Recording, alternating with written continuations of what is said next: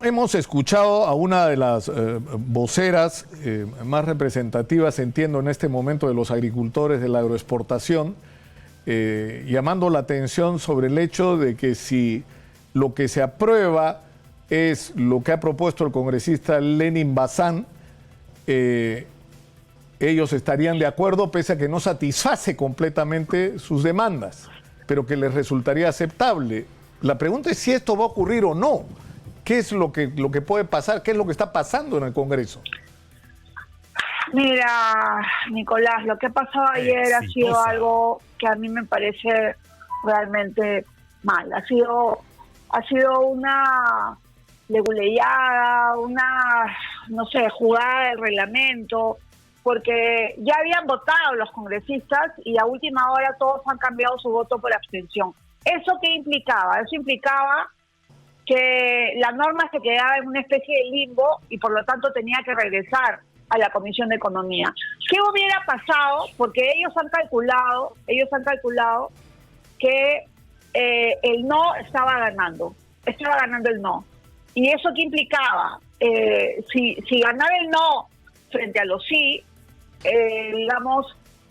hubiera entrado el dictamen en minoría, que era el dictamen de Lenin Bazán.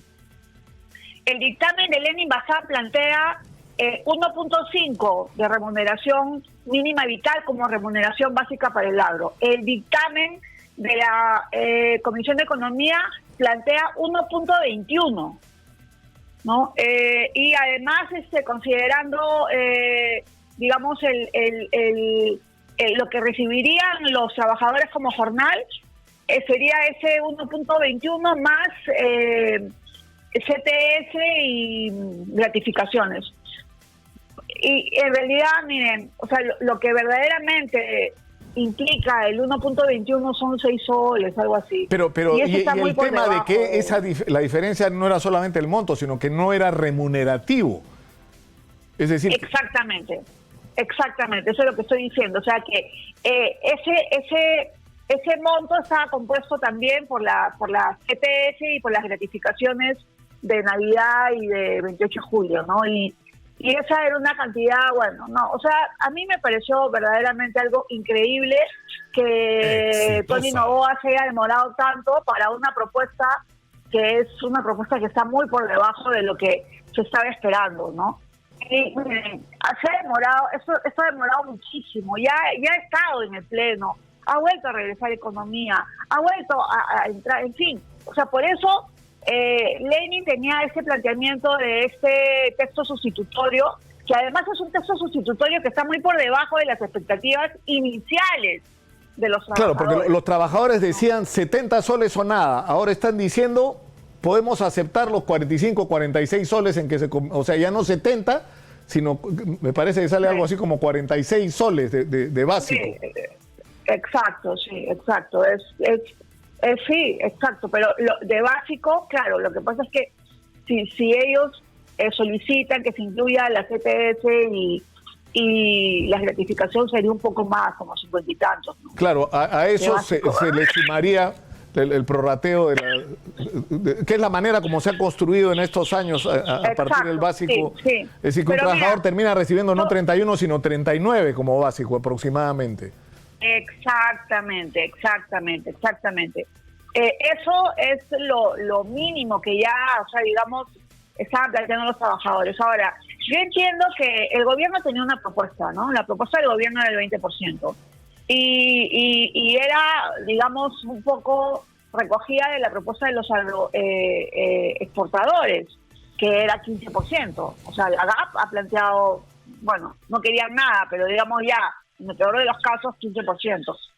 Y estos porcentajes, digamos, yo entiendo perfectamente que para una empresa que tiene, digamos, un horizonte de trabajo de un año, ellos están pensando en un año hacia adelante, ya su estructura de costos varía, etcétera. Por supuesto que sí, pero bueno, también precisamente por eso se había considerado que no paguen los impuestos que nosotros pagamos, todo el mundo paga el impuesto a la renta, sino que se pague un porcentaje menor para poder favorecer también a las empresas. Pero había toda una serie de otros problemas en el dictamen de Tony Noboa, como por ejemplo algo que había solicitado el Partido Morado, y era fortalecer la negociación colectiva por sector, que es algo que sucede en construcción civil, y eso tampoco lo había incluido, y todo eso decidió incluirlo a última hora. Entonces, no sé, o sea, realmente ha sido sorprendente y muy decepcionante para mí. Ahora, ¿pero qué es lo que ocurre? ¿Qué es lo que explica este comportamiento? Porque al final, ¿qué cosa es lo que tenemos delante? ¿Partidos? O sea, por ejemplo, Anthony Noboa. O sea, ¿a quién representa Anthony Noboa? ¿A su partido? ¿Es la posición de su partido la que está en discusión? O sea, cuando él habla, ¿quién está hablando? Bueno, cuando él habla, está hablando su partido, pero está hablando también, digamos, una serie de intereses, ¿no? O sea, por ejemplo, si bien no está en el ramo de agroexportación, pero Manuel Merino también tiene, digamos, negocios agrícolas, ¿no? Agropecuarios. Y así hay otras personas dentro de Acción Popular que tienen ese tipo de negocios, pero incluso Hans Troyes es una persona que también tiene, digamos, negocios agrícolas, estaba en contra de la propuesta, ¿no? Porque finalmente, por ejemplo, ayer estuve conversando con una persona del Valle de Tambo, en Arequipa. Yo sé que es una zona muy privilegiada por la naturaleza y por eso se debe defender. Pero ellos, y le preguntaba cuánto gana un agricultor. Me decía, bueno, depende, puede ser que ganen 60 soles, pero a veces cuando es cosecha de papa, ganan hasta 120 soles por jornal. O sea, la diferencia con 39.10 es... Claro, pero eso también pasa, o sea, por ejemplo, ahora que están en cosecha, se agrega a los básicos las bonificaciones por productividad, ¿no? Pero lo que está en discusión acá no es eso, sino de qué base es de la que se parte. Ahora, el problema, lo que preocupa a Rocío es el escenario en que, o sea, por ejemplo, ahora la dirigente agraria nos ha llamado la atención sobre un tema que resulta preocupante, que es, ella dice, es Susana Quintanilla, ¿no? Ella dice, ella es la presidenta del comité de lucha en este momento de Ica, de la zona de Ica, y ella dice, el Congreso tiene que hacerse responsable de lo que pase después de esto.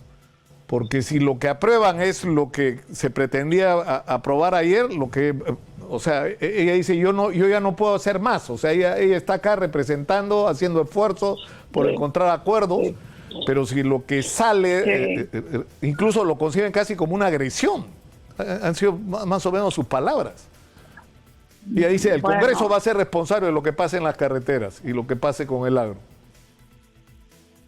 Mira, Nicolás, yo comprendo la señora Susana, ¿no? Porque además es difícil construir liderazgos en una situación que surge de esta manera. Ha sido muy difícil.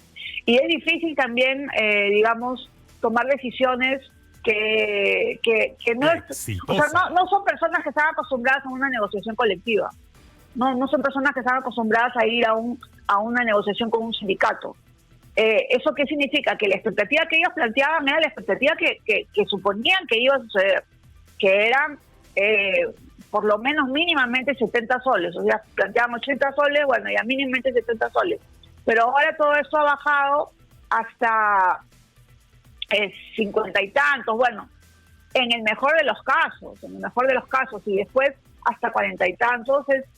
Eso es una situación que es muy preocupante, Ahora, claro, tú acabas de hablar, Rocío, de un problema, porque cuando uno escucha a los dirigentes empresariales dicen, el tema, es decir, existe el mínimo vital y cuánto de más gana la gente se resuelve en una negociación directa entre la empresa y sus trabajadores. Pero el problema es que cuando los trabajadores no tienen una representación, ¿cómo se resuelve el tema? Discutiendo uno por uno con ellos. O sea, ese es el grave problema, pero además hay otra cosa, ¿no? O sea, durante años se ha dicho que, o sea, prácticamente a los trabajadores se les ha, digamos, asustado con el tema de sindicatos. Si querían sindicalizarse, no, entonces se va, no te vuelvo a contratar. O sea, cuando es mucho más práctico tener un sindicato, por Dios, en una empresa. Es la situación organizada para poder organizar a los trabajadores. Claro, si tú quieres explotar y explotar y explotar a los trabajadores, entonces no permites ningún sindicato, que es lo que estaba sucediendo además en muchas empresas. Pero felizmente hoy en día están los sindicatos tradicionales, digamos, de nuestra época, de la CGTP, etcétera, pero por otro lado también están hoy en día otros sindicatos que han surgido, y son los sindicatos, por ejemplo, de retail, los sindicatos de Saga Falabella, de Topitop, etcétera, que son sindicatos que surgen de otra manera, no están dentro de la CGTP necesariamente, y surge por la necesidad misma de los trabajadores. No hay nada ideologizado acá, es simplemente por la necesidad, por la urgencia que tienen de poder tener un salario digno y de negociar con la empresa. Y eso a mí me parece que es lo que se debe de fomentar también. Claro, porque yo puedo dar fe, Rocío, de que hay empresarios, porque lo he visto con mis propios ojos, que tienen una política muy proactiva y yo diría hasta solidaria. Es decir, que comparten el éxito de las empresas de agroexportación con sus trabajadores y les pagan bastante por encima incluso de lo que se está reclamando, te puedo decir. Ahora, el problema es que esa no es la regla, pues. Entonces, si esa no es la regla, el regulador ahí se convierte en sindicato, que es la manera en que los trabajadores organizados negocian con la empresa cuáles son las condiciones de trabajo y salariales. Es lo que ocurre, por ejemplo, en la minería. Por eso en la minería prácticamente no tenemos conflictos sociales y los que tenemos son de corta duración. Porque la gente está organizada, negocian o sea, los problemas de la minería se tienen con el entorno, con las comunidades afectadas. Claro, cuando hay conflicto entre el agro y la minería, ¿no? Pero no son conflictos hacia adentro de la industria. No, pero en el caso de la minería es diferente porque se requiere muy poca mano de obra. O sea, es muy especializada con la minería actual de Tajo Abierto. Hay muy pocos trabajadores, son pocos. En cambio, en el ámbito agrario son muchos trabajadores. Son miles de trabajadores. ¿Por qué? Porque, por ejemplo, para la cosecha de arándano se requieren muchas manos y tiene que ser una cosecha fina, mano fina, o sea, porque tienes que tener mucho cuidado con el fruto. Entonces, ¿qué sucede con eso? Sucede que cada vez necesitas a más trabajadores, y claro, yo entiendo perfectamente que en la estructura de costos digamos, de la venta de ese arándano, el tema laboral tiene un porcentaje muy alto, y eso, por supuesto, digamos, causa un efecto obviamente en las empresas. Pero por eso es que se había considerado en esta propuesta de ley toda una serie de, digamos, mecanismos para que las empresas no sean afectadas, pero tienen que asumir su responsabilidad también. O sea, las empresas tienen que asumir que lo que están pagando es verdaderamente sueldo de miseria. Es una empresa, digamos, en un sector tan exitoso. ¿A qué hora van a resolver? Así como van las cosas, ¿cuál es tu previsión? ¿A qué hora vamos a tener una respuesta, sea la que fuere? Bueno, yo creo que a mediodía ya debe haber una respuesta, ¿no? Ojalá. A mediodía ya debe haber una respuesta.